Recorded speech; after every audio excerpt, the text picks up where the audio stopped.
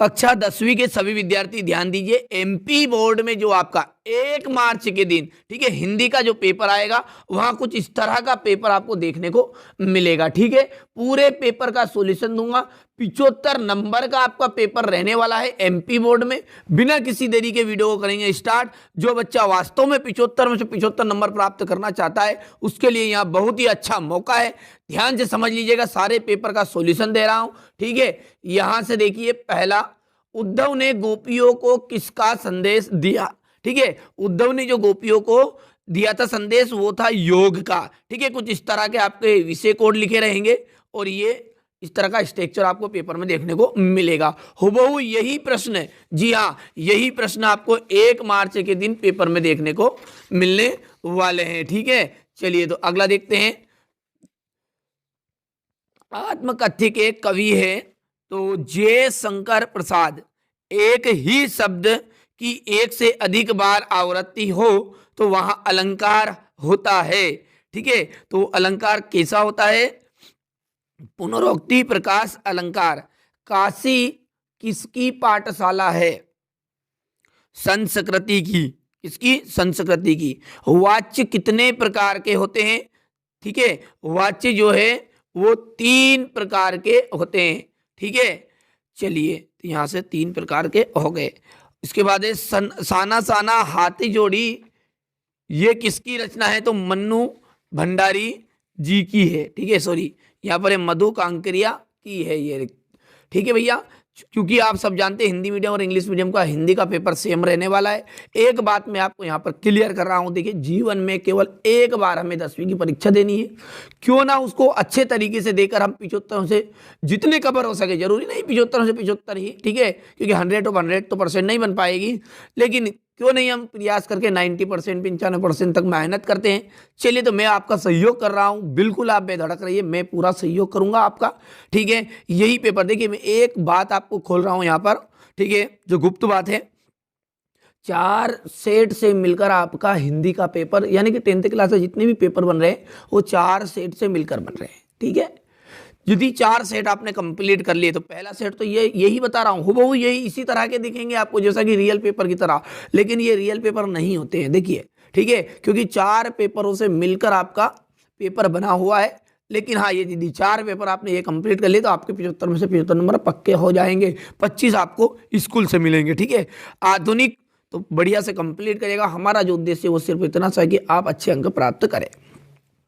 आधुनिक काल का प्रारंभ सन 1843 से माना जाता है। कब से माना जाता है? 1843 से।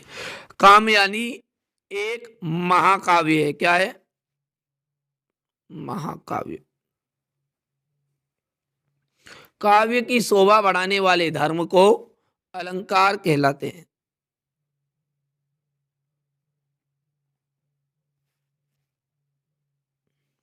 बिस्मिल्लाह खां, ठीक है, बिस्मिल्लाह खां जो है रिक्तिस्तान मंदिर में शहनाई बजाते थे।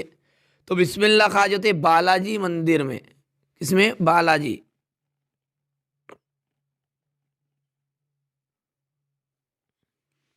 पंचवटी समास का उदाहरण है दिग्गु।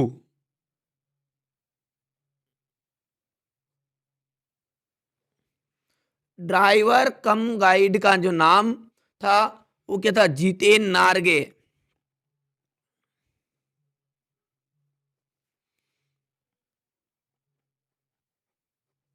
चलिए, इसके बाद में अगला देखते हैं। सही जोड़ी है, ठीक है, 6 नंबर की आएगी। बिल्कुल आप चिंता मत करें, पूरी चीजें आपकी मदद की जा रही है। कौशिक, कौशिक में आ जाएगा विश्वामित्र। 24 मात्राओं वाला छंद है दोहा छंद। संस्कृति, ठीक है, संस्कृति इसका जाएगा यहां पर भदंत को आनंद कौशल्यान। ठीक है, ये तीसरा हो गया आपका। मन्नू भंडारी ने साहित्य में रुचि पैदा की। मन्नू भंडारी है, इन्होंने साहित्य में रुचि पैदा की, तो चौथा है। और चौथे का आपको लिखा शीला अग्रवाल। उल्लू बनाने का आ जाएगा मूर्ख बनाना। और अणुबम विस्फोट विज्ञान का दुरुपयोग। अब है एक वाक्य में उत्तर, जो कि 6 आपको दिए जाएंगे। ठीक है, चलिए, सीता स्वयंवर में राम लक्ष्मण किसके साथ आए थे? तो सबको जानते हैं विश्वामित्र के साथ आए थे। चलिए, तो मैंने यहाँ पर लिख दिया विश्वामित्र के साथ। काव्य की शोभा बढ़ाने वाले तत्व को क्या कहते हैं? अलंकार कहते हैं। नेताजी की मूर्ति पर सरकंडे का चश्मा किसने लगाया होगा? किसी बच्चे ने लगाया होगा। मेरे द्वारा पुस्तक पढ़ी जा रही है, इसमें कौन सा वाच्य है? कर्मवाच्य है। एक से अधिक अर्थ रखने वाले शब्दों को क्या कहते हैं? अनेकार्थी शब्द। भोलानाथ सिसकना भूल गए थे साथी बच्चों के साथ को खेलता देखकर। ठीक है, सत्य असत्य है। ठीक है, फसल हजारों खेतों की मिट्टी का गुणधर्म है। ठीक है, तो जो फसल होती है वो हजार खेतों की मिट्टी का गुणधर्म होता है क्या? तो सत्य है। दोहा एक वार्णिक छंद है, क्योंकि दोहा क्या है? एक मात्रिक छंद है, तो ये आपका असत्य रहेगा। बिस्मिल्लाह खां हिंदू मुस्लिम एकता के समर्थक में थे। ठीक है, सत्य हो गया है। सप्तद्वीप में कर्मधारय समास होता है, असत्य है। किसी बुद्धिस्ट के मरने पर रंगीन पताकाएं फहराई जाती है, असत्य है।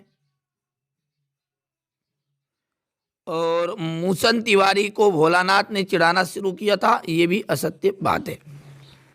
अब क्वेश्चन नंबर 6 से आपके 2-2 अंक के क्वेश्चन आंसर शुरू हुए हैं। गोपियों द्वारा उद्धव को भाग्यवान कहने में कौन सा वियंग निहित है? कवि की जो आंख है वो फाल्गुन की सुंदरता से क्यों नहीं हट रही है? कवि आत्मकथ्य लिखने से क्यों बचना चाहते हैं? गोपियों के अनुसार राजा का धर्म क्या होना चाहिए? ठीक है, इसके बाद में अगला देखते हैं। चलिए, यहां से देखते हैं। रीति काल के प्रमुख 2 विशेषताएं बतानी है। प्रगतिवादी काव्य की 2 विशेषताएं। सूर्यकांत त्रिपाठी निराला अथवा नागार्जुन की काव्यगत विशेषताएं बतानी है 2 बिंदुओं पर, और 2 भावपक्ष की विशेषताएं। महाकाव्य किसे कहते हैं? हिंदी के 2 महाकाव्यों के नाम। वीर रस की परिभाषा लिखते हुए एक उदाहरण दीजिए। छंद किसे कहते हैं? इसके कितने प्रकार होते हैं?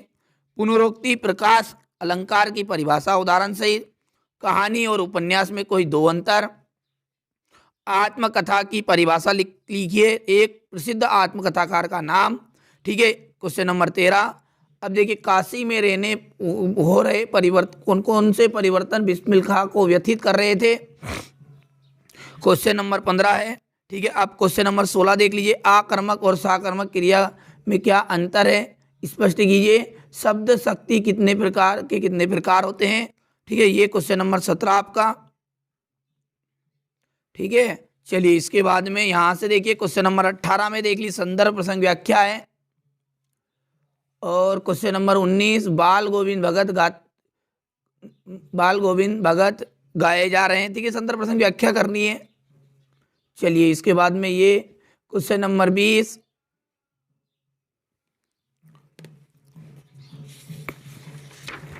चलिए, ये जो अंतिम है आपका क्वेश्चन नंबर 21। ठीक है, 23 प्रश्न रहेंगे। स्क्रीनशॉट के माध्यम से आप कंप्लीट कर लीजिएगा। ठीक है, क्वेश्चन नंबर 22 और ये अंतिम आपका हो गया है क्वेश्चन नंबर 23। ठीक है, तो आपको बिल्कुल भी चिंता नहीं करनी है। देखिए, ये आपका हिंदी का पेपर 1 मार्च के दिन पेपर आएगा। जो पेपर का पूरा पेपर मैंने यहाँ पर बता दिया है। 4 तरह के पेपर, ध्यान से रखिएगा, मैंने पहले ही बता दिया। 4 तरह के पेपरों से मिलकर आपका वार्षिक पेपर बना है। ठीक है, तो आपकी मर्जी है। यदि देखिए आप अच्छे अंक प्राप्त करना चाहते हैं तो उन पेपरों को देख लीजिएगा और अच्छे से कंप्लीट करिएगा। उसके अलावा एक्स्ट्रा पढ़िए, कोई दिक्कत नहीं है। हमारा जो प्रयास है सिर्फ इतना सा कि आप अच्छे अंक प्राप्त करें। यदि आपको लगता है कि यह चैनल आपके हित के लिए ही है तो चैनल को सब्सक्राइब जरूर करके जाइएगा। ठीक है, ताकि आने वाले जितने भी पेपर है वहाँ आप तक पहुँच सके।